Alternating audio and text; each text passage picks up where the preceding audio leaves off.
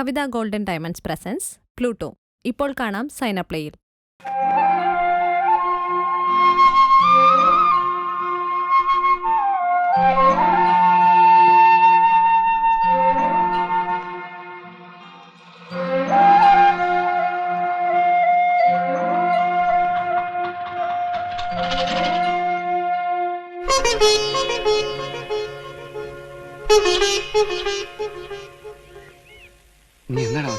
വരണ വഴിയാണ്.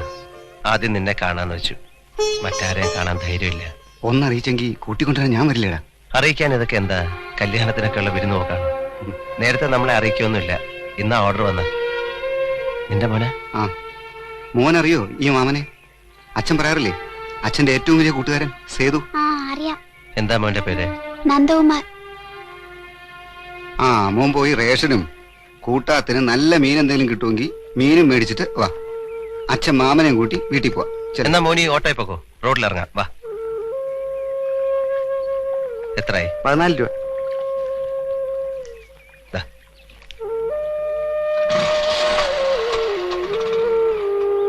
ഞാൻ നിന്നെ കണ്ടിട്ട് പോണെന്ന് കരുതിയാ വന്ന. പിന്നെ ഇന്നിനെ ഞാൻ വിടൂല. കണ്ടിട്ട് 3-4 വർഷമായില്ലടാ. ജയിലിൽ വന്നാ വരണ്ടാന്ന് പറയും. കത്തയച്ചാ മറുപടി എഴുതൂല.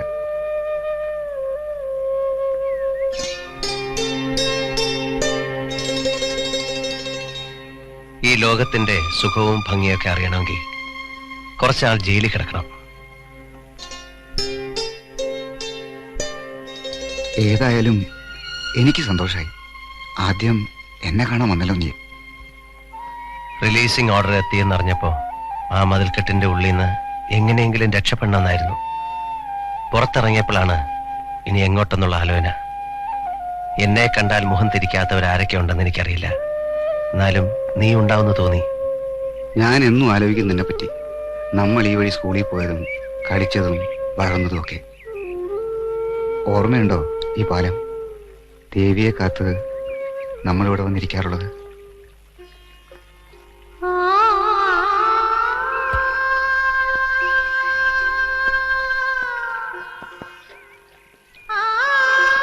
ദേവിയുടെ കാര്യം അറിഞ്ഞല്ലോ അല്ലേ? പറഞ്ഞു. കൃഷ്ണമാമയുടെ ഒരു കത്തുണ്ടായിരുന്നു.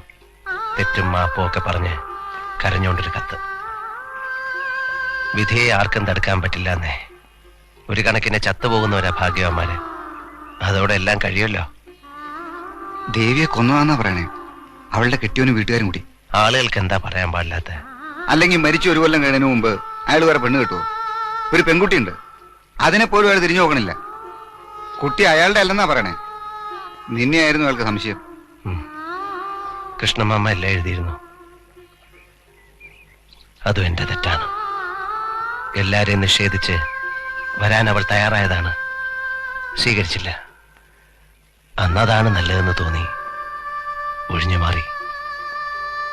ഇല്ലായിരുന്നെങ്കിൽ ഇന്നവൾ ജീവിച്ചിരിക്കെങ്കിലും ചെയ്തേനെ.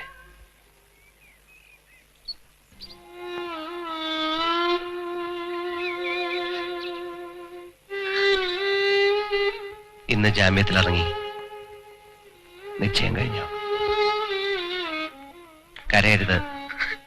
ഞാൻ സമ്മതിക്കില്ല. എന്നെ കൊണ്ടുപോകണം. ഈ നിമിഷം ഞാൻ വരാം.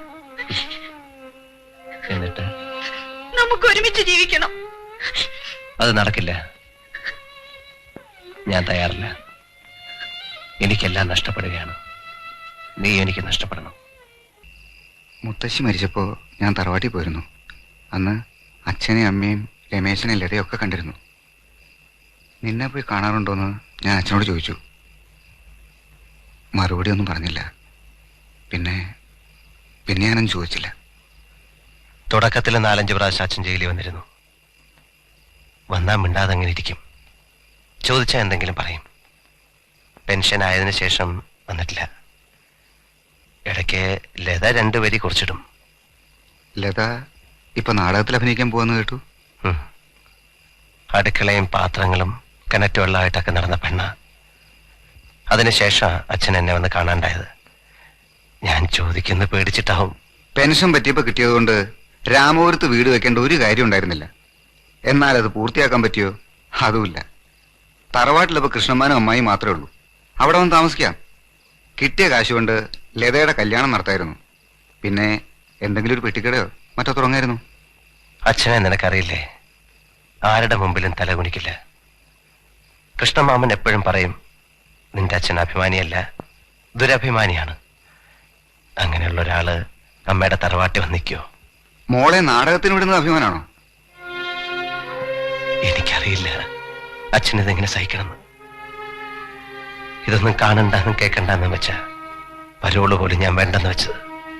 8 കൊല്ലം തടവ് ശരിക്കും അനുഭവിച്ചു. ഞാൻ എന്നെ ശിക്ഷിക്കുകയായിരുന്നു. നീ വിഷമിക്കൊന്നും വേണ്ട, ഒക്കെ ശരിയോ? ഇല്ല, പോയതൊന്നും തിരിച്ചു പിടിക്കാൻ പറ്റുമെന്ന് തോന്നുന്നില്ല. ഞാനൊരുത്തൻ മൂലം എത്ര ജീവിതങ്ങളാണ് പാളിപ്പോയത്. ഇങ്ങനെയൊക്കെ സംഭവിച്ചത് നിന്റെ കുറ്റം കൊണ്ടല്ലല്ലോ. പിന്നെ ആരുടെയാണ് കുറ്റം? ജോസിനെ കൊന്നത് കുറ്റമല്ലേ? ഒന്നും എനിക്ക് ഓർമ്മയില്ല. പക്ഷെ ചോരയുടെ പച്ചമണം ഇപ്പോഴും മൂക്കിന്ന് പോയിട്ടില്ല. പിന്നെ അയാളുടെ കരച്ചിലും. അയാൾക്കും ഇല്ലേ അച്ഛനും അമ്മയും ഭാര്യയും മക്കളും? ചില രാത്രിയിലെ സ്വപ്നത്തിൽ കാണായല്ലേ എന്റെ മുഖത്ത് കൈ ചൂണ്ടി പറയും, എന്റെ കുടുംബം തകർത്തു, എന്റെ കുട്ടികളെ അനാഥരാക്കി. ശരിയല്ലേ? എന്തൊക്കെ തകർത്തടാ ഞാൻ? ആരെയൊക്കെ തകർത്തു? എത്ര കുടുംബം?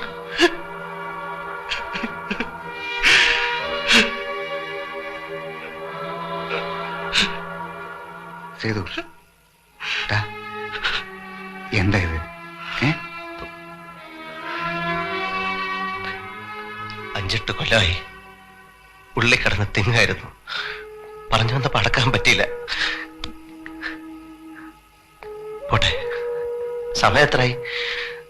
നമുക്കെന്തെങ്കിലും കഴിച്ചിട്ട് കിടക്കാം. ജയിലിൽ ഞങ്ങളുടെ അത്താഴം 5 മണിക്ക് തുടങ്ങും.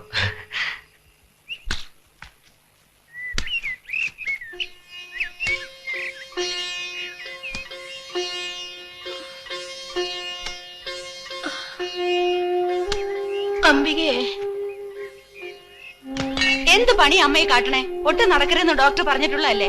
എത്ര നേരമായി കിടപ്പ് കിടക്കുക. ഇത്തിരി നേരം ഞാൻ ഇവിടെ ഇരിക്കട്ടെ. ഇങ്ങനെ എന്തിനാണ് ഈശ്വര എന്നെ ഇട്ടേക്കണത്? 2 അടി നടന്ന പിന്നെ ശ്വാസം കിട്ടില്ല. നീ പൊയ്ക്കോ, ഞാൻ ഇവിടെ ഇരുന്നോളാം.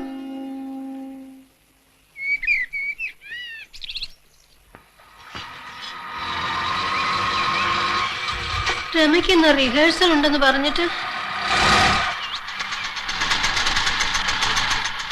അമ്മേ, സേതു.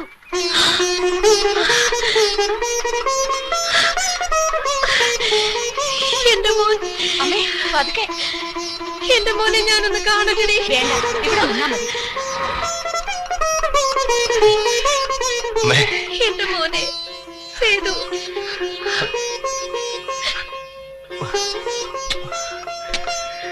അകത്തേക്കിരിക്കാം. അമ്മയ്ക്ക് തീരെ സുഖമില്ലടാ.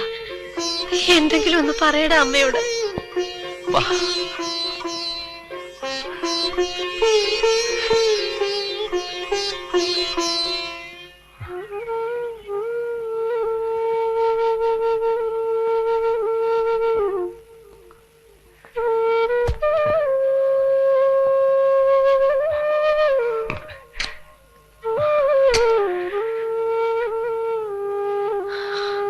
അച്ഛനെന്തേ അമ്മേ?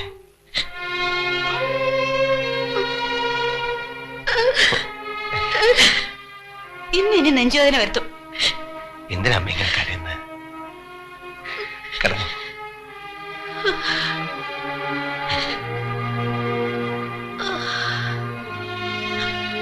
ലത എന്ത് ഏട്ടത്തി?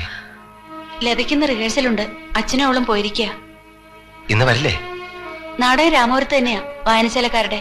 അതുകൊണ്ട് രാത്രി റിഹേഴ്സൽ കഴിയുമ്പോ വരും. ജീവിതത്തിൽ എന്തെല്ലാം മോഹിച്ചവളാണ് ഞാൻ. എല്ലാം തകർത്തെറിഞ്ഞത് നിങ്ങളാണ്. നിങ്ങൾക്ക് എന്റെ ശരീരത്തിൽ തൊടാൻ പോലും അവകാശമില്ല. എന്നെ അനുസരിച്ചില്ലെങ്കിൽ കൊല്ലും നിന്നെ. അയ്യോ, അങ്ങനെയല്ല രവി. ഒരു പെണ്ണിനെ ഇങ്ങനെയാണോ? പിടിച്ചൊതുക്കണം. എന്തിനാ നാണിക്കുന്നേ? കട പിടിക്കണോ? ഇല്ലാതെ ശരിക്കും കുതറണം. പിടിച്ചൊതുക്കി സാരി വലിച്ചു മാറ്റണം. അതെ,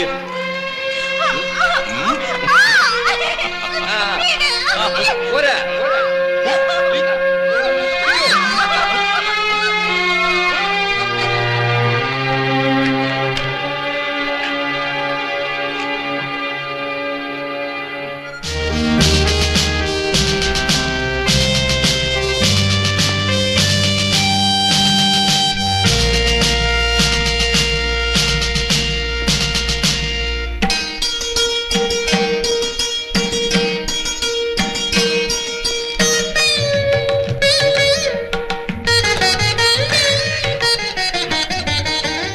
സബ് ഇൻസ്പെക്ടർ സേതു, അച്ഛൻ്റെ തെമ്മാരി.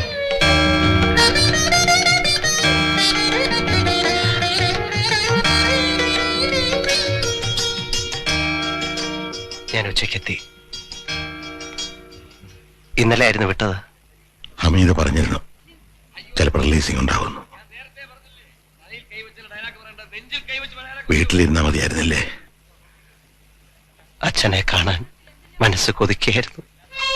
കണ്ടില്ലേ? കണ്ടു കോത്തി തീർക്ക്. അകത്തേക്ക് നല്ല ഇതേ ഉണ്ടാവും.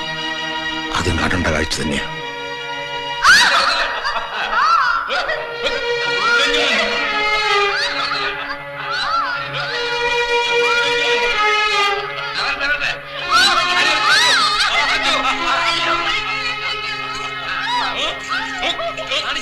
ലതേ, ഏട്ടാ,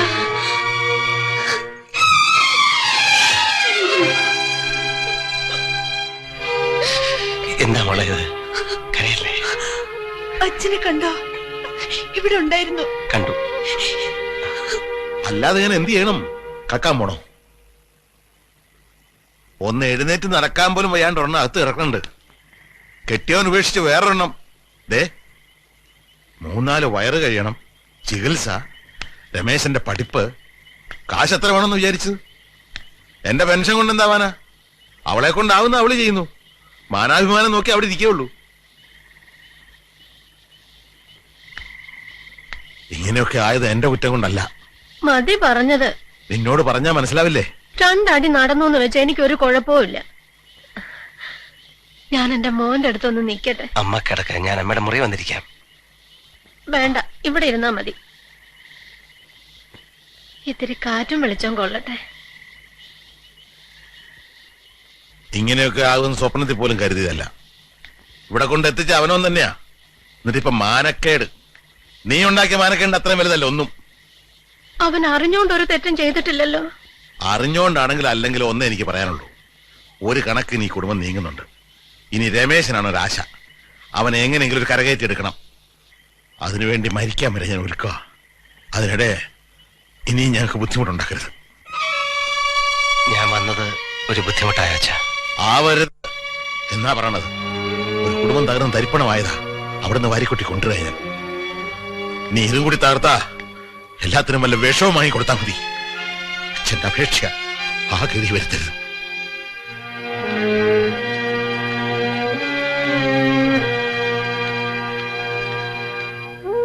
മോനെ, അച്ഛനുള്ളിലെ വിഷമം പറഞ്ഞു തീർത്തതാ. നീ അത് കാര്യാക്കണ്ട. ഞാനിവിടെ ഒരു അധികപ്പെട്ടാണോ അമ്മേ?